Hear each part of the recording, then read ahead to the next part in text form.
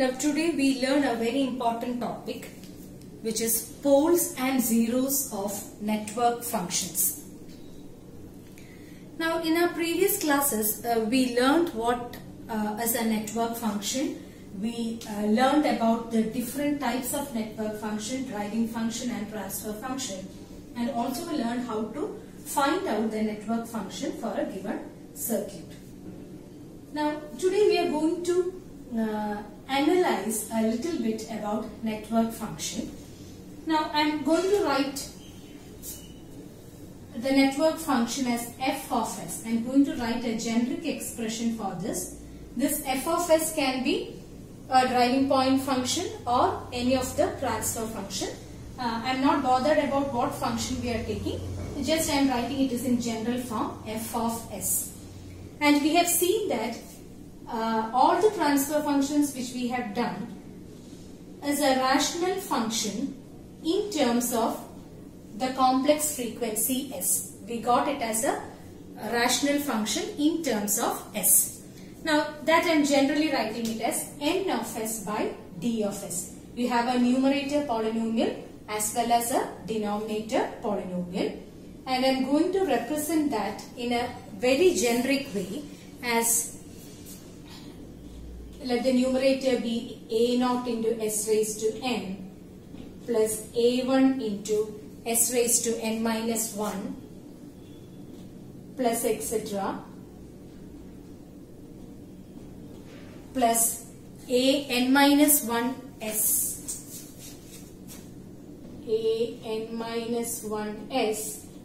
plus a n. Let the numerator be a polynomial in terms of s. Similarly, let me define the denominator also by b0 into s raised to m plus b1 into s raised to m minus 1 etc. plus b m minus 1 s plus bn. So this is the general representation of a network function. We have a numerator polynomial in terms of s as well as a denominator polynomial. Okay, and when you consider a passive network, all these coefficients a0, a1 up to an as well as b0, b1 up to bn are all positive coefficients. Okay, they will be positive whole numbers. And let me represent this function in factored form. Okay, I am going to write the numerator as well as the denominator in factored form. Then I will get it as a0 into, let it be z1, z2, etc. s minus zn, the whole divided by b0 into s minus p1, s minus p2, etc. s minus p1. So I have represented both the numerator and denominator as products. And these, let this a0 by b0, let me represent it by a constant k. Okay, a0 by b0, I am replacing it by k, where this is called as scale factor. Okay, so what will be your f of s? It will be k into s minus z1, s minus z2, etc. s minus zn, the whole divided by s minus p1 into s minus p2, etc. s minus pn. So z1, z2, etc. zn are the roots of n of s, for which n of s will become 0. So z1, z2, etc. zn are the n roots for the numerator n of s to be equal to 0.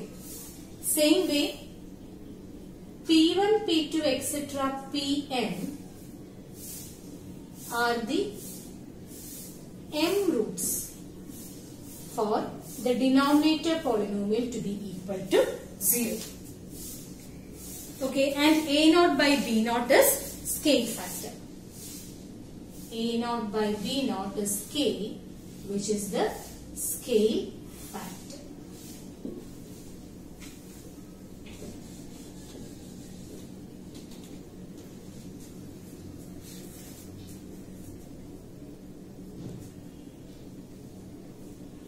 And now look at this. We got f of s as k into s minus z1, s minus z2, etc. s minus zn by s minus p1 into s minus p2, etc. s minus pm. Now, if our variable s have value equal to any of these roots z1, z2, etc. zn, what will be the value of f of s? That is, if f of s equal to z1 or z2, etc. or zn, any of the values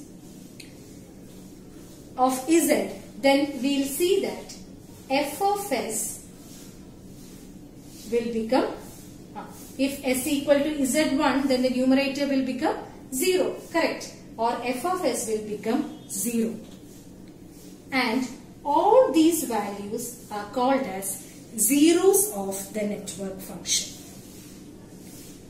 z1, z2, etc. zn are called as zeros of network function. So zeros of network function are those values of s for which the function will become 0.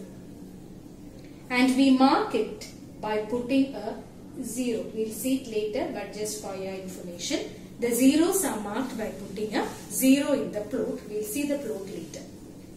Okay, so if the value of the complex frequency is equal to any of these z values, then the network function will become equal to 0.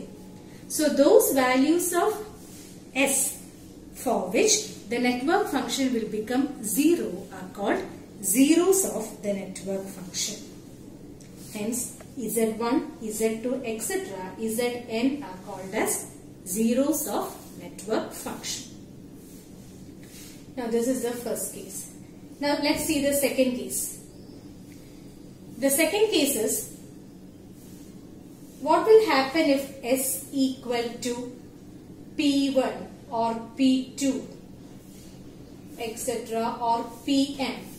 When the value of s equal to p1, what will happen? The numerator will become 0 or, sorry, the denominator will become 0 or f of s will become infinity. So all those values of s for which the function will become infinity are called poles of the network function. Therefore, p1, p2, etc. pm are called as poles of network function.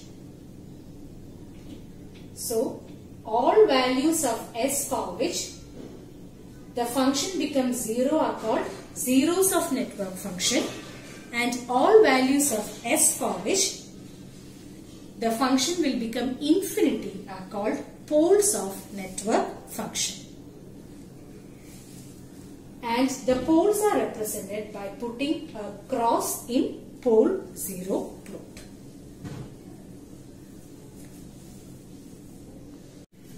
So, when s is equal to p1, p2, etc. pm, the value of f of s will become infinity, and p1, p2, etc. pm are called as poles and are denoted by a cross. Similarly, when s is equal to z1, z2, etc. zm, the value of f of s will become 0, and these values z1, z2, etc. zm are called as zeros and denoted by a 0 in the plot. Thus, these poles and zeros represent the critical complex frequencies where the network function will have either value equal to 0 or equal to infinity. Now, if a network function, in a network function, if the poles are not repeated, poles or zeros are not repeated, then we call it as simple poles or zeros. That is, at one particular point, if there is just a single pole or a single zero, then we call it as simple poles or simple zeros. And if the poles are repetitive or if the zeros are repetitive, the function is said to have multiple poles or zeros. Now, to understand this better, let's see a few examples.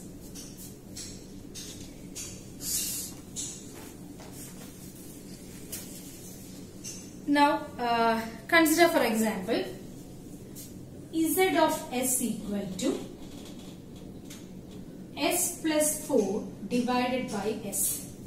Z of S is a impedance and it is given as S plus 4 by S. Now, we'll plot this. Now, as we have learned in one of our beginning classes in Laplace transform, that this S is a complex frequency defined by sigma plus j omega. Okay, where sigma is the real part and j omega is the imaginary part. Now, we can plot the zeros and poles, which we call it as pole zero plot. Pole zero plot is a two-dimensional plot with x-axis having the real part sigma and the y-axis having the imaginary part j omega. So, a plot of sigma versus j omega is called as pole zero plot. Now, in order to map this in pole zero plot, what we have to do is, first we have to find out the poles and zeros of this given function. Okay, so Z is given as S plus 4 by S. Now, we need to find out all values of S for which the numerator will become 0 in order to find the zeros. So, for this network function, what are the zeros? Zeros are those values of S for which the function will become 0. That is, the numerator should become 0. So, there is a 0 at S equal to minus 4. When S equal to minus 4, the numerator will become 0. The function as a whole will become 0. So, the zeros are S equal to minus 4. Similarly, how will you find out the poles? Poles are those values of S for which the function become infinity, or those values of S for which the denominator becomes 0. Now, look at the denominator. There is just a single term S. So, S equal to 0 correspond to the pole. So, once you get a function, find out the poles and zeros, and now we can mark it in the pole zero plot. Zeros are denoted by putting a 0. So, there should be a 0 at S equal to minus 4. Minus 1, minus 2, minus 3, minus 4. So, put a 0 here in minus 4. And there is a pole at S equal to 0. So, at 0, you put a cross. This is how we find the pole zero plot. Let's take another example. Z of S equal to 2S by S square plus 16. We need to obtain the pole zero plot. So, for that we need to find out the values of poles and zeros. So, let's factorize this denominator. We can write it as S plus J4 into S minus J4. First, we'll find out the zeros. What are the zeros? Zeros are those values for which the numerator become equal to 0. There is just a single term So S equal to 0 is the 0. What about the poles? There are two S terms. So the poles are S should be equal to minus J4 or S should be equal to plus J4. So there are two poles, minus J4 as well as plus J4. Now we can plot it. This is J omega, this is sigma. So there is a 0 at S equal to 0. So at S equal to 0 we can put a circle and 1, 2, 3, 4. Okay. At plus J4 there is a pole. 1, 2,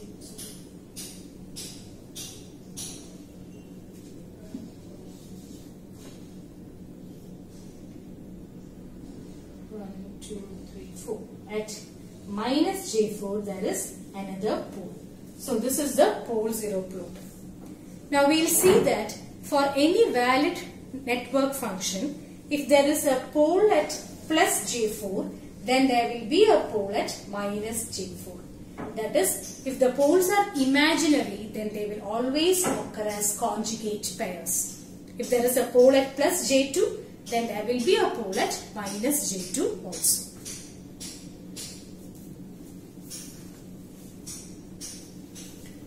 Now let's do another question. We can find the pole 0 plot. P of S, a general function is given, is equal to 2S divided by S plus 2 into S squared plus 2S plus 2. So first we have to find the poles and zeros.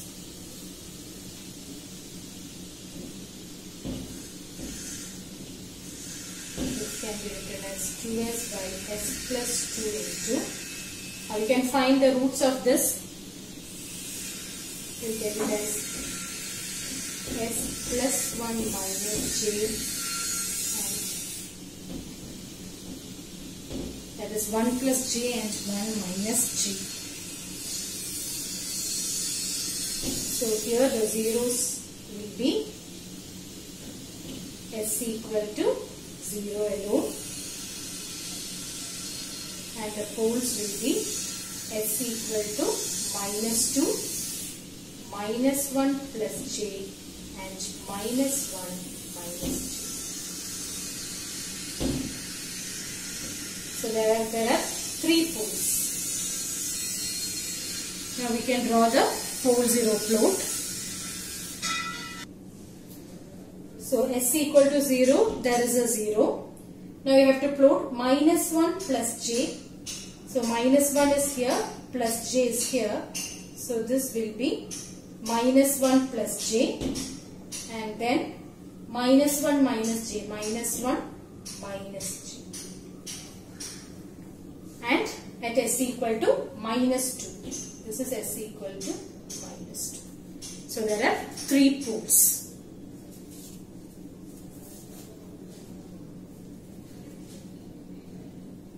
The question, obtain the pole 0 plot of f of S equal to S plus 2 into S plus 4 the whole square, the whole divided by S into S plus 3 the whole square into S plus 5 plus J6 into S plus 5 minus J6. So first we find out the zeros. The zeros are S equal to minus 2, and you have 2 poles here. S plus 4 the whole square means S equal to minus 4 occur 2 times. We can write it as S plus 4 into S plus 4. So there are 2 poles at S equal to minus 4. Sorry, not poles, zeros. Multiple zeros. And poles are S equal to 0, 2 poles at S equal to minus 3,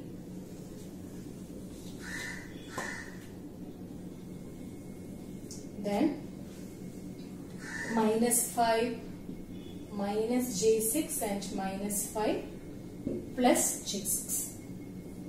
So there are a total of 3 zeros and 5 poles. So let's mark it.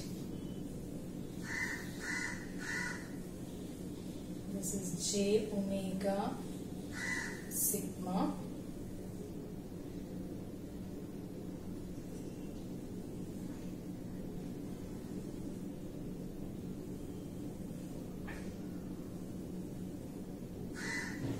Okay. Now first let's mark the zeros. SC equal to minus 2. SC equal to minus 2. Here there is a 0. This is minus 2. Then minus 4. There are 2 zeros. So how will you mark 2 zeros? You can put 2 circles, meaning there are 2 zeros at SC equal to minus 4. This is how you mark a multiple zero. Then poles. SC equal to 0, there is a pole. Then at SC equal to minus 3, there are 2 poles, right? So we can mark that.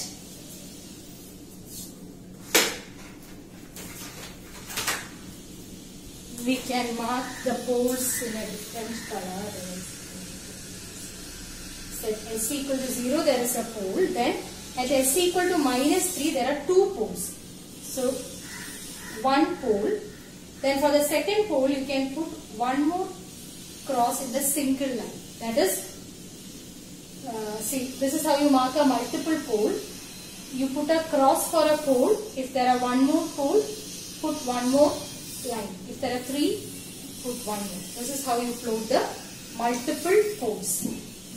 So, at SC equal to minus 2, there are 2 poles.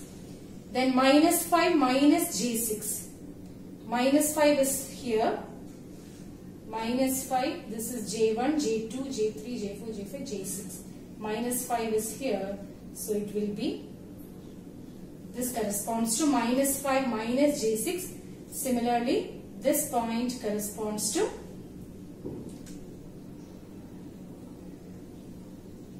minus 5 plus j6. So these are the poles and zeros for the given function.